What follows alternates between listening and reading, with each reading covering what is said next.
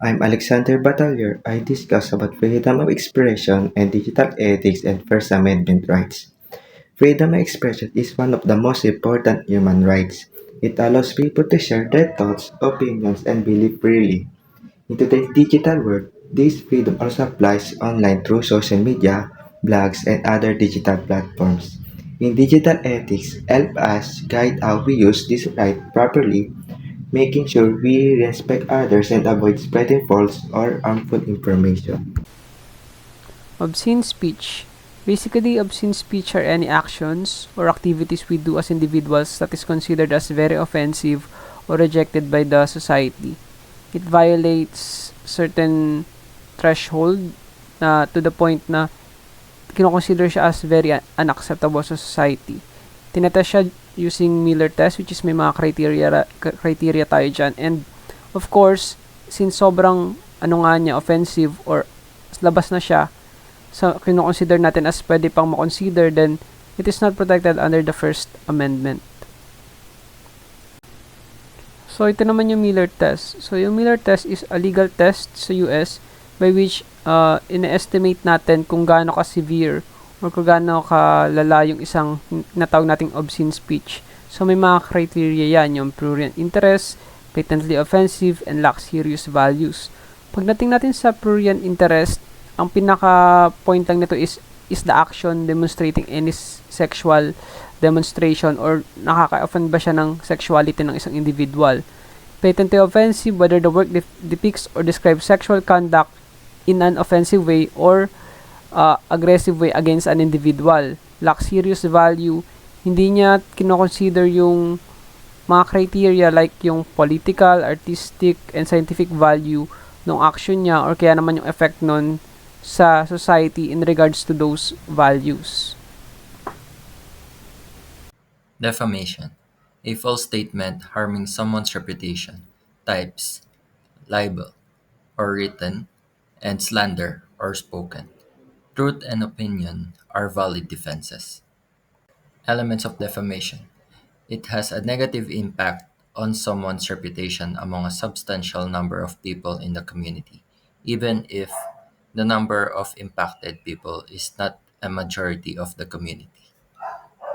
Controlling access to information on the Internet refers to government, school, or private restrictions on web content. Includes censorship, parental controls, and firewalls. Raises ethical issues on privacy and freedom.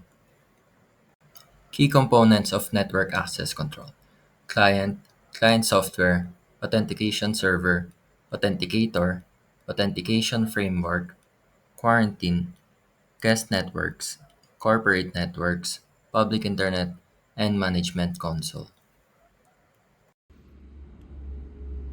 I am Kenneth De La Cruz, and I will discuss about anonymity and national security.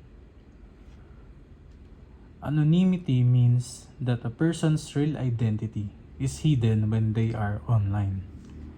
Instead of using their real name, they might use a username, a fake email, or tools like a VPN or TOR or Tor browser so that their location and identity are harder to trace.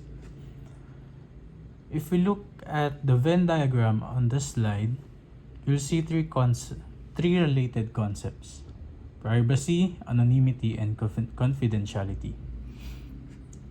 Privacy is about controlling who has access to information about you.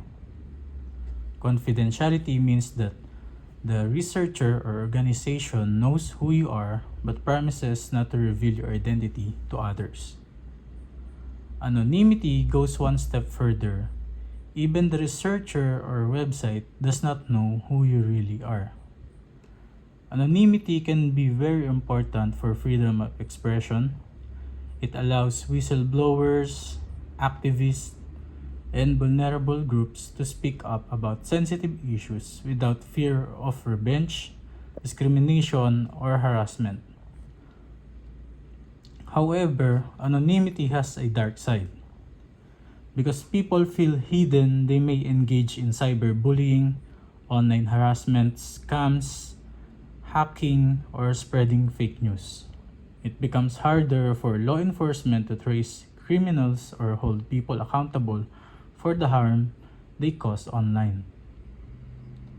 So, in digital ethics, the key question is how do we protect the positive side of anonymity, like safety and free speech, while still preventing abuse and cybercrime? This tension connects directly to our next topic, the national security. National security is about protecting a country from threats such as terrorism, cyber attacks, espionage, and misinformation campaigns. Today, a lot of these threats happen online. So governments invest heavily in surveillance systems, data collection, and cybersecurity tools to detect suspicious activities before they turn into real attacks. An example often discussed is the USA Patriot Act, which expanded the power of authorities to monitor phone calls, emails, and internet activities in the name of preventing terrorism. Similar laws and anti-terror measures exist in many countries.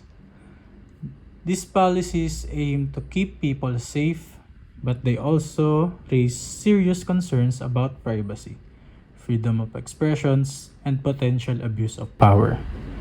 If we look at the national security wheel on this slide, we see that security today is not just about the military. It covers many fields: cybersecurity, artificial intelligence, data, financial systems, food and ecological security, science and technology, cultural and societal issues, and more.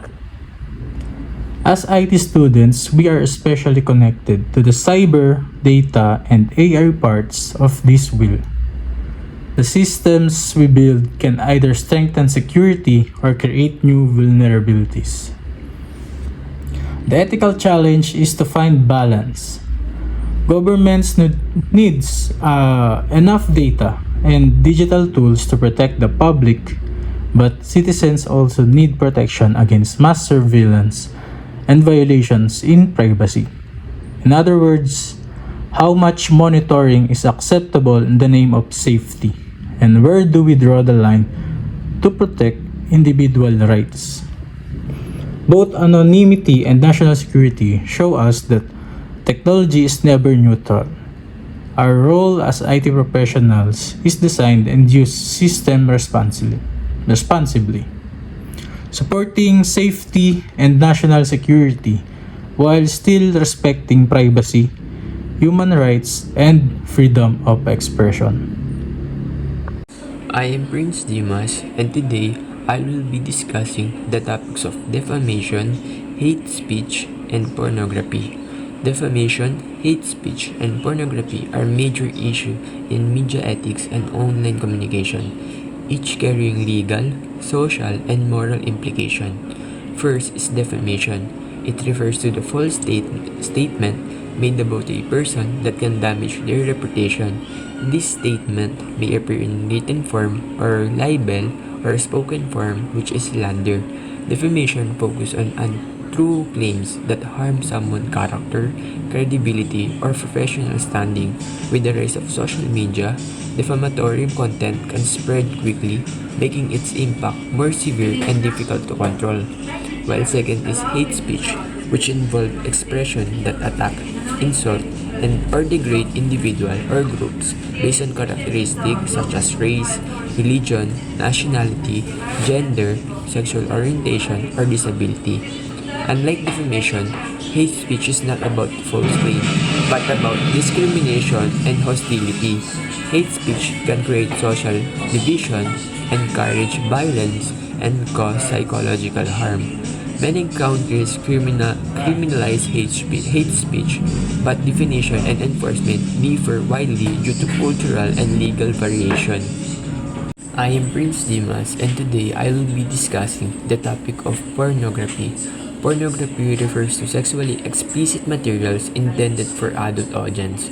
created for the purpose of sexual arousal, it appears in many forms such as video, image, magazines, website, and digital media because it is meant only for adults. Law strictly regulates who can access it and how it is distributed. There's an important legal distinction between pornography and obscenity. Pornography may be allowed as long as it involves consenting adults and does not violate local laws. Obscenity, on the other hand, is considered offensive, harmful, or lacking any artistic, educational, or social value and is often banned or restricted. This difference helps determine which materials are protected by freedom of expression and which can legally be removed or censored. The topic of pornography also raises major moral and social debates about censorship and consent. Many people argue about how much explicit content should be allowed and how to protect minors from exposure and whether pornography influence behavior, relationship, or societal values. Consent is another key issue, ensuring that anyone involved in producing adult content is participating willingly and is not being exploited or harmed.